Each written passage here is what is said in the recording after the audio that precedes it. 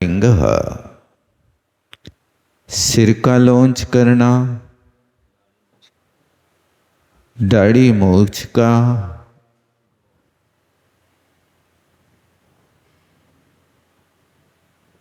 आधा रक्षणम, दाढ़ी से नीचे के बालों की रक्षा करना।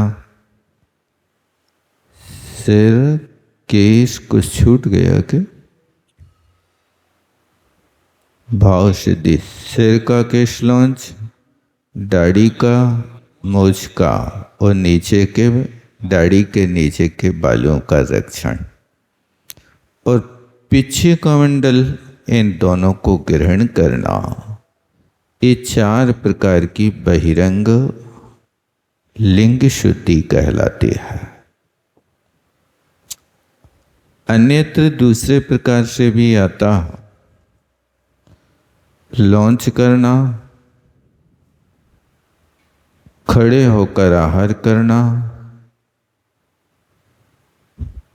पांव पांव विहार करना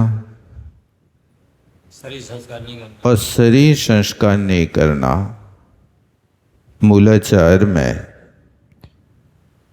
और इसके पहले चारित्र पाहुड़ में इनको चिन्ह बनाया है साधु का। ये 4 चिन्ह हैं। लिंग कहें या चिन्ह कहें या कारण कहें, सब एकार्थवाची कहलाते हैं।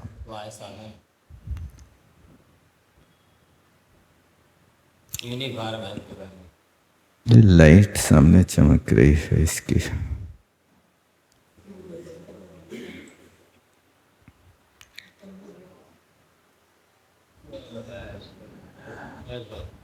बस ठीक है।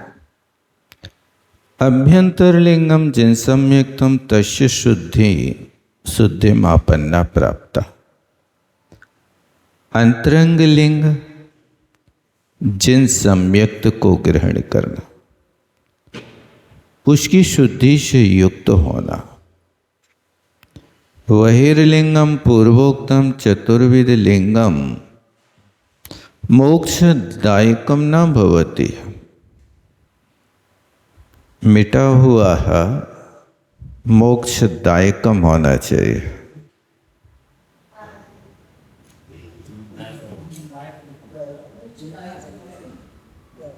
मोक्ष का अच्छा छोटा है ना।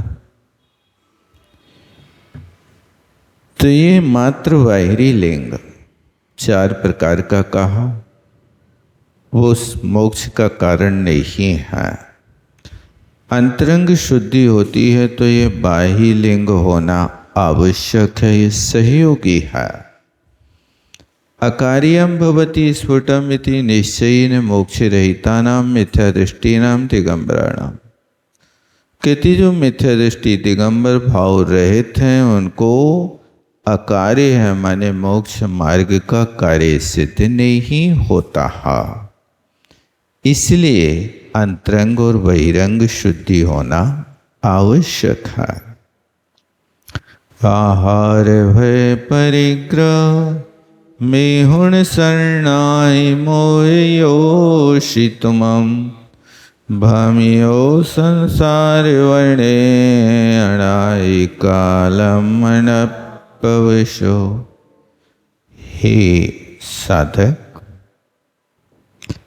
आहार भय परिग्रह और मैथुन, इन 4 संज्ञाओं से मोहियोषि तुमम, तुम मोहित होकर के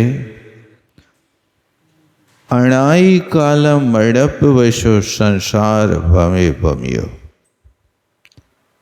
पराधीन होकर के अनादि काल से इस संसार रूपी वन में परिभ्रमण कर रहे हैं। संज्ञाओं की परिभाषा में भी यही लिखा है, ये है जाहि बाहि आवी जीवा पावन्ति दारुणम दुखम सेवंतावी यो ताओ चतारी सन्नव। जिन संज्ञाओं से बाधित होकर जीव इस लोक में और परलोक में दारुण दुख को प्राप्त होता।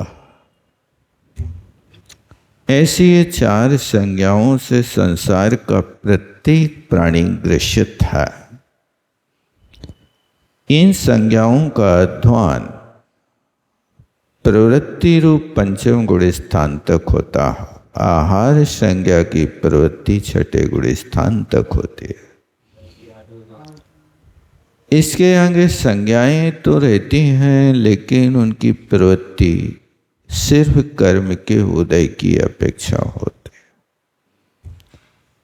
भय संज्ञा आठवें गुण स्थान तक है, लेकिन वे डरते नहीं हैं। ओले सोले पत्थर पानी ये ध्यान की भूमिका में हुआ है। केवल ज्ञान होने पर कोई उपसर्ग नहीं होता है,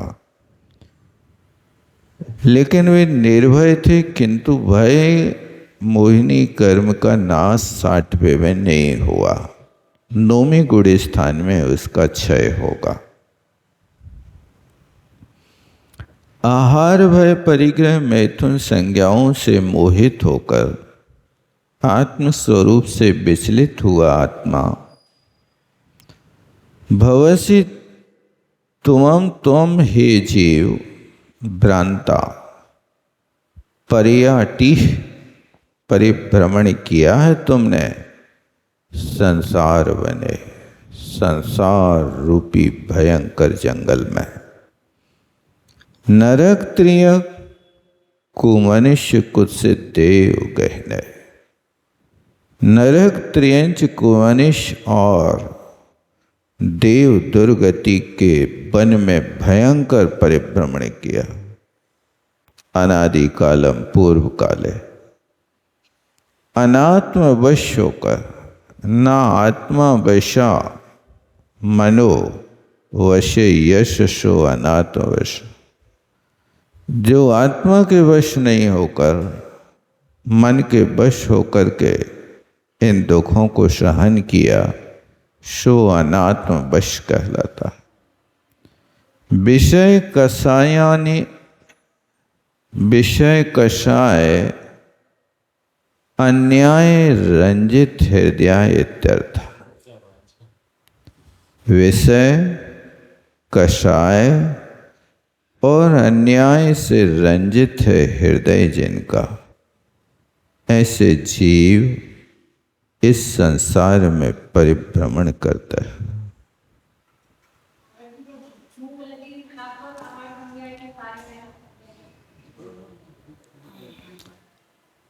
संज्ञा के वशीभूत होकर के विविध प्रकार के पाप करना वो कष्टप्रद है। उदर पूर्ति तो एक औषधि की तरह सेवन करना अलग बात है, लेकिन हर घंटे जो कुछ आया मुंह में खा लिया,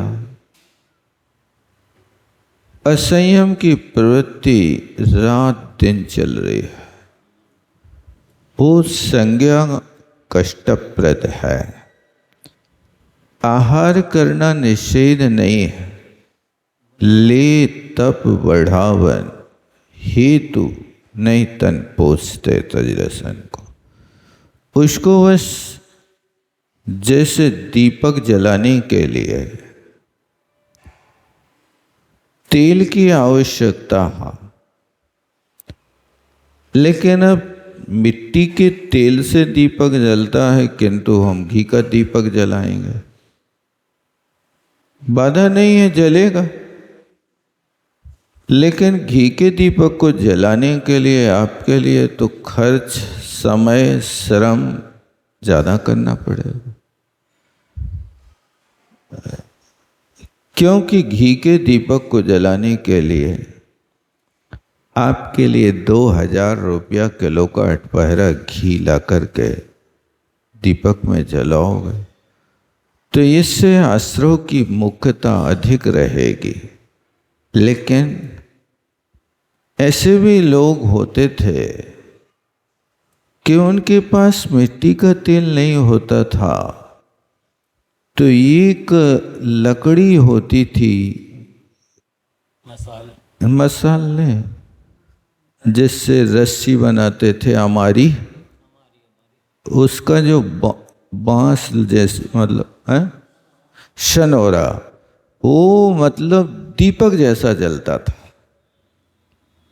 वो लोग उसको संग्रह करके रख लेते थे। बस उनको इतना काम होता था कि अपने आंगन से बिस्तर तक जाना है, एक सनोरा की लकड़ी जला ली, वहाँ तक चले गए। बिस्तर बिछाना है तो शाम को सूर्य अस्त होते समय ही बिस्तर बिछा लेते थे। ऐसे लोग अपने दिन निकालते थे। इस संज्ञा नहीं, एक गुजारा। अपना काम कर लिया कि जहाँ अंधकार है वहाँ दीप जला लिया। अब तुम कहो कि हमारे घर में तो कोई कमी थोड़ी है, जगमग हम तो रोज घी का दीपक जलाएंगे, बाधा नहीं, लेकिन उतना कमाना भी पड़ेगा, खर्च भी करना पड़ेगा। ये सब चीज़ों के साथ में विचार करना चाहिए।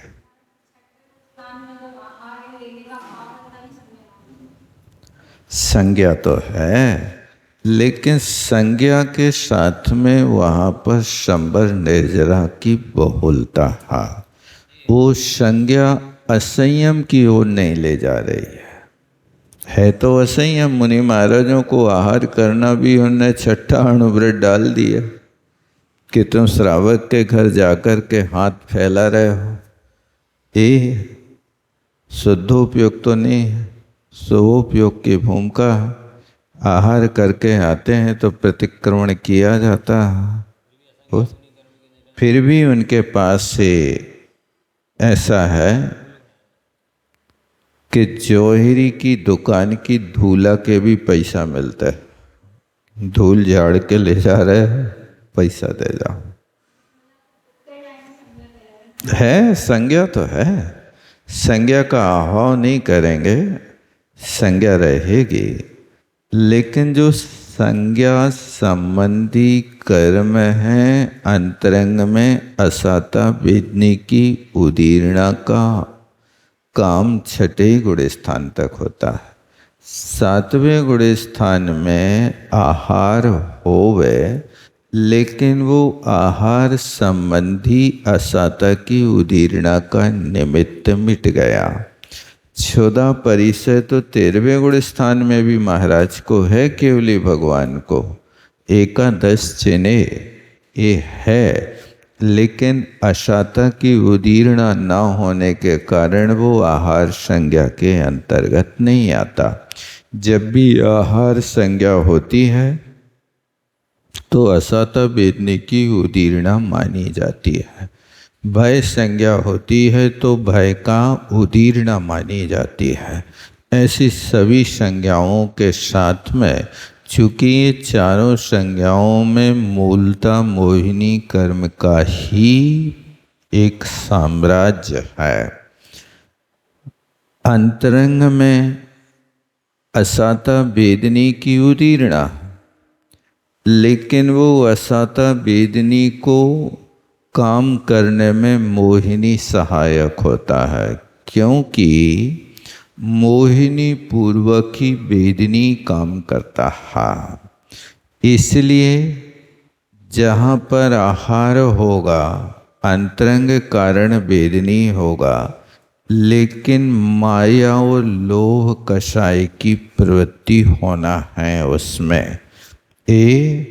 माया और लोभ होगी तो मोहिनी का रति होगा। माया, लोभे, रजपुभ, ये 3 कारण आहार के साथ में घटित किए हैं उनने।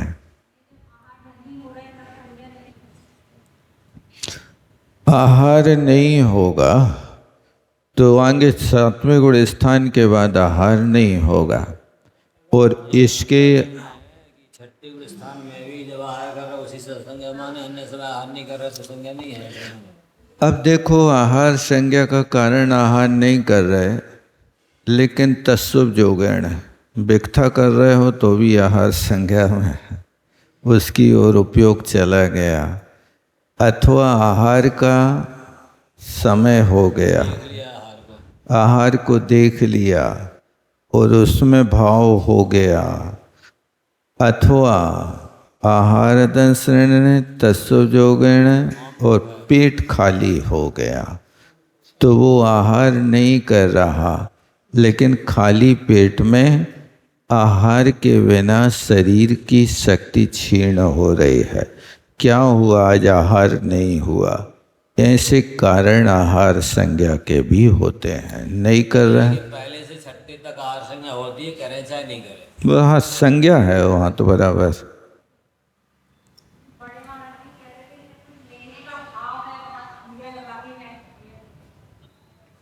नहीं, अब क्रिया के पहले भी आपको आहार 10 बजे कर रहे, 9 बजे से हलचल मर रही, चलो महाराज शुद्धि करो, शुद्धि करो, उपयोग उस ओर दिला रहे ना, तो ये आहार की संज्ञा का कार्य तो कारण खड़ा हो ही गया ना आकर के। आहार करेंगे तब करेंगे। यहाँ तक कि आचार्य श्री मानते हैं कि आचार्य आहार को चले गए और बीच में अलाभ हो गया तो भी आप आहार संज्ञा को करके आए हैं, आहार नहीं किया है, क्योंकि आप गए थे आहार कर भी मिला नहीं, ये बात की बात है। लेकिन अब आप आहार करने गए, अलाभ हो गया, अब प्रत्याख्यान करना होगा। जब भी लेने का भाव होगा तभी आहार संज्ञा होगी, भाव नहीं है तो नहीं है। हाँ, तो वही है ना, उस समय यही होगा। अब संज्ञा की प्रस्तुति है तो कहीं ना कहीं से दवाई लेना है, कले दवाई चला देना, कले कर देना भैया वृत्ति के उद्देश्य से, तो कहीं ना कहीं से घूम फिर के तो वो आता रहता उपयोग उसमें, जो आहार से संबंध रखता है।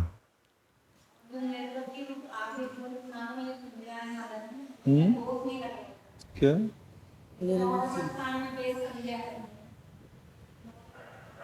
क्या कह रहे हैं? मतलब जैसे वेद संज्ञा है, मैथुन संज्ञा 9वीं तक है, लेकिन उसका भाव नहीं है तो वो संज्ञा नहीं मानी जाती। देखो, भाव का होना अलग बात है। एक तो पंचम गुण स्थान में 7वीं प्रतिमाधारी, हाँ, 5वें गुण स्थान वाला 7वीं प्रतिमा से 9 कोटि से त्यागी हो गया। लेकिन 9 कोटि से त्यागी होने पर अपगत वेदी नहीं हुआ। त्याग किया है, निमित्त टालो, बाहरी कारण टालो, और जो भगवान ने सूत्र कहा है कि तन मनोहरांग निरीक्षण कथा श्रवण आदि इन क्रियाओं को ऊपर भी टालना पड़ता है, कहना है। तो वहाँ उनने लिखा जीव कांड में कि प्रमाद के आगे ये प्रवृत्ति रूप नहीं है, लेकिन वहाँ कम अतिथ्य मातेड़ है, उस संबंधी कर्म का अस्तित्व है, वो अस्तित्व संज्ञा पैदा करेगा। आपके मकान में कोई ने किराए से ले लिया, अब उस व्यक्ति ने जिस तारीख से ताला डाल दिया उस तारीख से आपका किराया चालू हो गया, व्यक्ति रहे या ना रहे, महीना में वो 2 दिन भी ना रहे,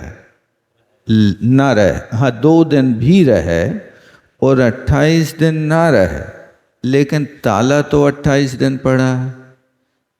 आप किराया 28 दिन कम करके लोगे कि पूरा 30 दिन का लोगे? मीटर लगा है, लाइट चला तो मीटर लगा है। अब बिजली का मीटर है, अब ये नहीं है कि आप लाइट नहीं जला रहे हो तो आपका मीटर नहीं चल रहा, आपको बिल नहीं भरना पड़ेगा, ऐसा नहीं। आप बिल्कुल लाइट नहीं जलाओ लेकिन मीटर चालू है तो सर्विस चार्ज तो देना ही पड़ेगा। आपने 100 यूनिट बिजली नहीं जलाई लेकिन 100 रुपया मीटर का चार्ज तो भरना पड़ेगा। यदि 100 यूनिट बिजली जलाते तो 1000 रुपया भरते, लेकिन मीटर का चार्ज तो। इसी तरह कर्म है तो उस कर्म की सत्ता मात्र से, और सत्ता भी है और उदय भी है। 9वें गुण स्थान तक वेश संज्ञा का उदय है।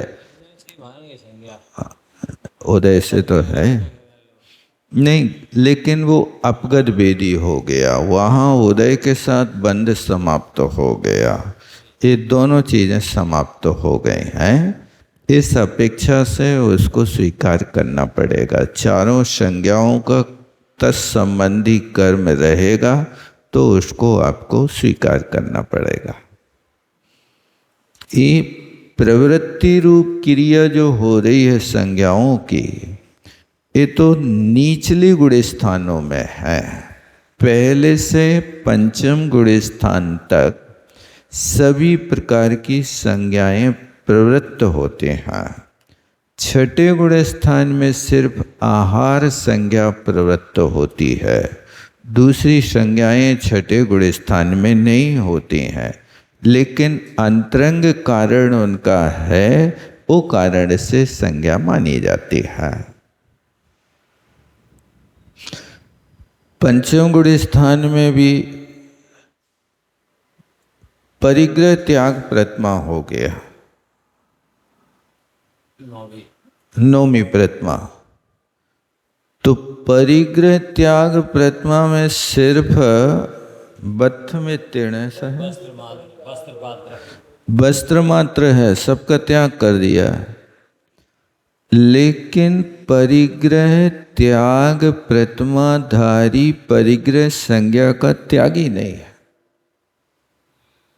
परिग्रह त्याग प्रतिमाधारी मुनि महाराज भी नहीं है। 10वें गुण स्थान को पार करेंगे तब परिग्रह, क्योंकि परिग्रह 24 भेद, तो वो 24 भेद त्याग करें मुनि राज जी। कौन मुनि महाराज त्याग करें? 12वें गुण स्थान वर्ती मुनि महाराज। 10वें गुण स्थान में तो उस परिग्रह से 17 प्रकृति का बंध हो रहा है। ये उसका अंतरंग कारण समझना। कर्म के उदय से संज्ञा मानी जाए। कर्म के उदय से संज्ञा है, कषाय है, आरंभ है, जो भी क्रियाएं हैं वो सब कर्मोदय जन्य है। आहार भय मैथुन संज्ञा फिर मोहिता आत्मस्वरूप चलित हो गए। देखे गाथा हो गई। 11 बाहिर शयन तावर्ण तरमूलायण उत्तर गुणाणी पालय भाव विशुद्धो पूजा लाहम नईहन। कहते बाहर में शयन, आतापन, तरु मूल आदि का पालन करता है। उत्तर गुणाणी 12 तप और 22 परिश्रमों को भी सहन करता है। और भाव से विशुद्ध साधक पूजा लाभ की इच्छा नहीं करता। पूजा लाहम नहीं हंतो, ख्याति पूजा लाभ की कोई इच्छा नहीं होती है। ऐसे भाव शुद्ध मुनि महाराज हुआ करते हैं। बाही बही शयन आतापन तरु मूला दीन होना चाहिए, दान नहीं होना चाहिए, है ना।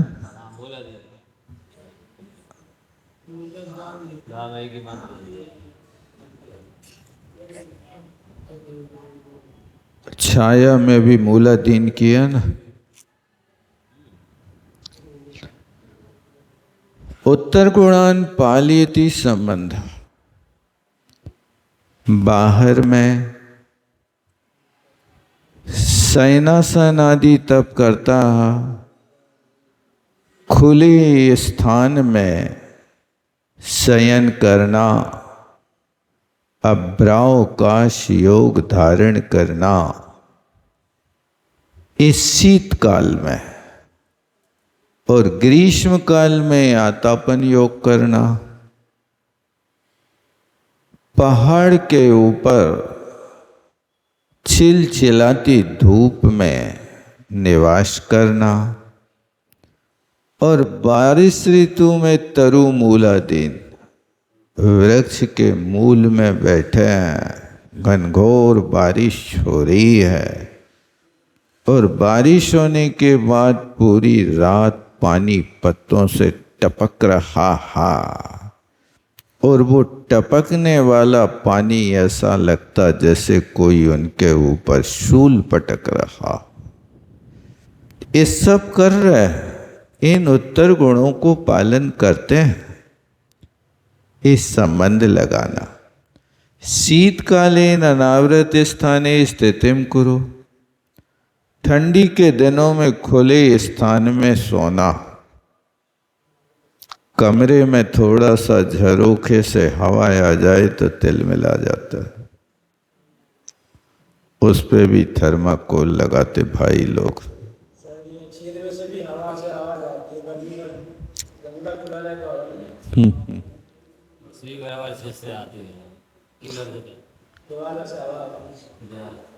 उष्ण काले आतापन योगम धरा, ग्रीष्म काल में आतापन योग को धारण करना, वर्षा काल में तरु मूल में नीचे रहना, वृक्ष पर्ण के वृक्षों के पत्तों के ऊपर पतित जो जल है वो यति के ऊपर गिरता है, यति ऊपरी पतति, मुनि महाराज के ऊपर गिर रहा है। तस्य प्रासुकत्वात्, प्रासुक है, विराधना अपकाय को जीवों की नहीं होती, किंतु दुगुण वर्षा, किंतु दुगनी वर्षा दूना कष्ट होता है। इस कारण से वर्षा काल में तरु मूल में स्थित मुनि महाराज के उपयोग, अन्यथा कातरत्व प्रसंगत, यदि वे वर्षा काल में वृक्ष के नीचे योग धारण किया और धैर्य नहीं है तो कायरता होगी। एते त्रयोपि योगा उत्तर गुणा कथ्यन्त, ये तीनों योग उत्तर गुण कहलाता है।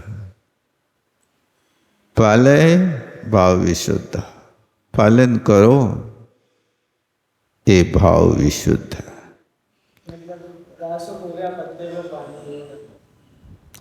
बारिश का पानी तो प्यासु का ही रहता है।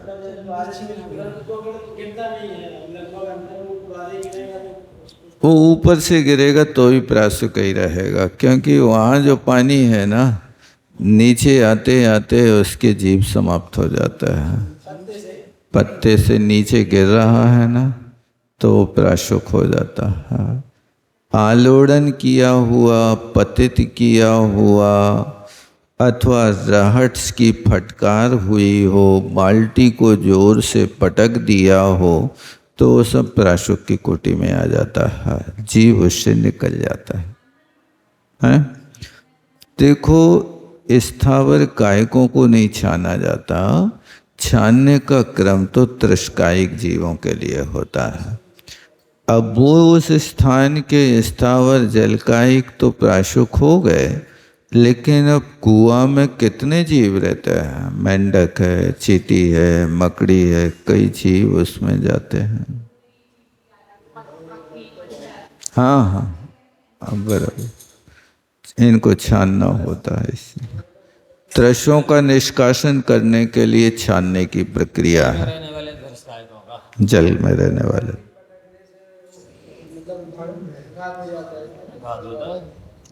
जल का एक जीवों की अवगाहना बहुत है।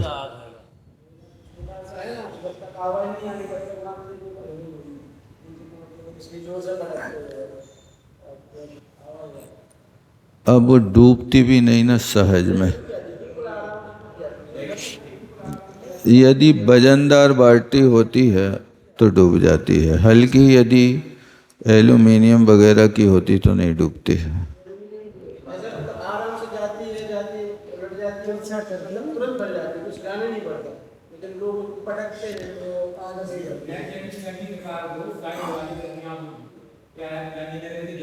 तुरंत भर जाता है, आराम से। अब वो पेंदी निकल जाएगी तो फिर डूबने में वो लुढ़केगी इधर उधर, पूरी नहीं डूबेगी वो। उसके लिए हाँ कभी ऊपर का वजन हो तो डूब सकता है।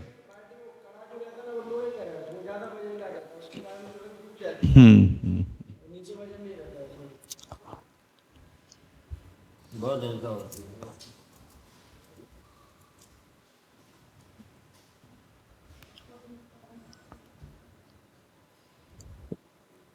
यहाँ बीच में ब्रैकेट दिया, इसकी जरूरत नहीं। पाले भाव विशुद्धा में ब्रैकेट में रखा ना, इसकी जरूरत नहीं।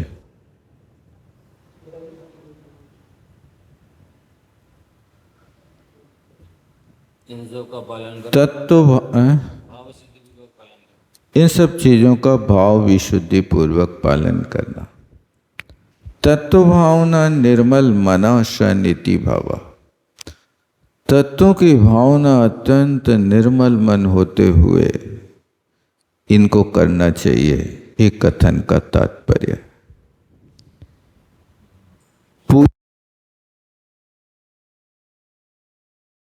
तीन करण का अभिप्राय मन वचन काय की शुद्धि पूर्वक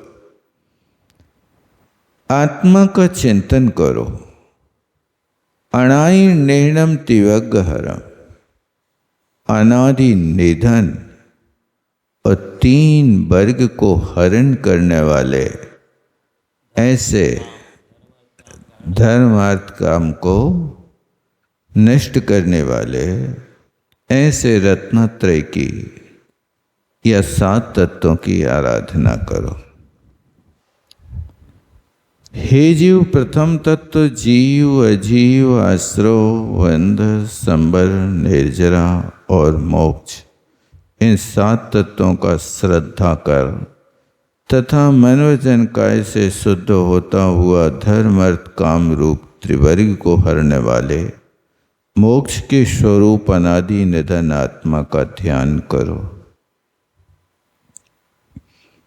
भावे हे जीव, भावना करो, तुम श्रद्धान करो। किंतत् प्रथम तत्व जीव तत्व, जीव तत्व, दूसरा अजीव तत्व, अजीव तत्व के अंतर्गत होने वाले पुद्गल धर्म काल आकाश से लक्षण, इन पांचों द्रव्यों के समुदाय को जब तत्व में ग्रहण करते हैं तो इनका नाम अजीव तत्व होता है।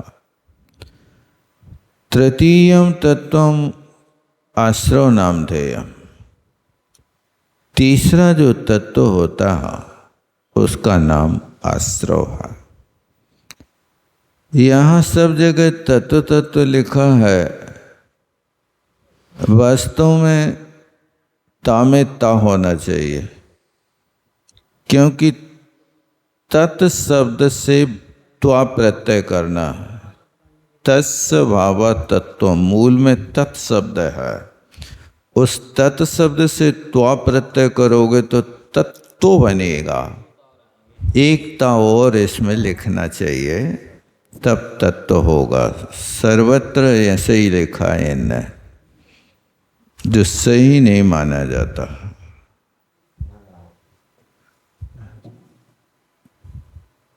तत्व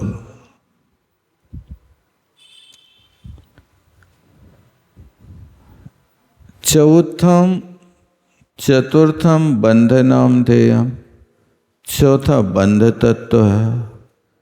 पंचम कम तत्वम, पांचवा संबर नाम का, छठवां निर्जरा नाम का तत्व है और सातवां मोक्ष तत्व है। ऐसे तिकरण, तीन करणों की शुद्धि, मन वचन काय को मुक्तिकरण कहते हैं। 3 योग और 3 करण होते हैं। जहाँ पर मन वचन काय की शुभ प्रवृत्ति होती है उसको योग कहते हैं, और जहाँ अशुभ प्रवृत्ति होती है उसको करण कहते हैं। ऐसे 18,000 शील को जब अपन गिनती में लाते हैं तो करण और योग का परस्पर में गुणा किया जाता है।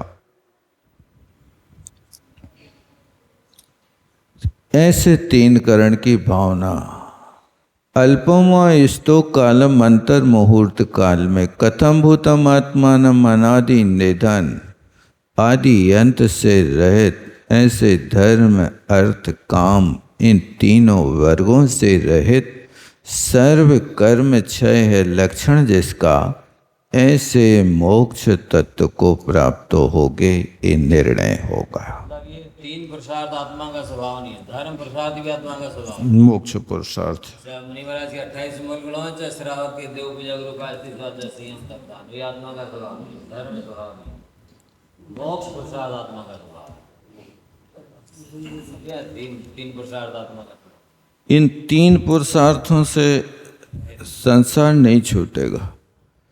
छठे श्राद्ध में गुणस्थान में जो निरतिशय भगवान होगा, तो धर्म पुरुषार्थ में आएगा। धर्म पुरुषार्थ 28 मूल गुण अभी यहाँ पर तब तक चलेगा जब तक श्रेणी आरोहण नहीं होगा। साथी से साधुगुण, साथी से मुक्त पुरुषार्थ। हाँ, मोक्ष पुरुषार्थ जहाँ श्रेणी आरोहण होता है वही मोक्ष पुरुषार्थ है, उसी से कार्य की सिद्धि होती है। वो है आत्मा का जावाणी के ज्ञान से तुझे लोका सोवाणी मस्तक करो।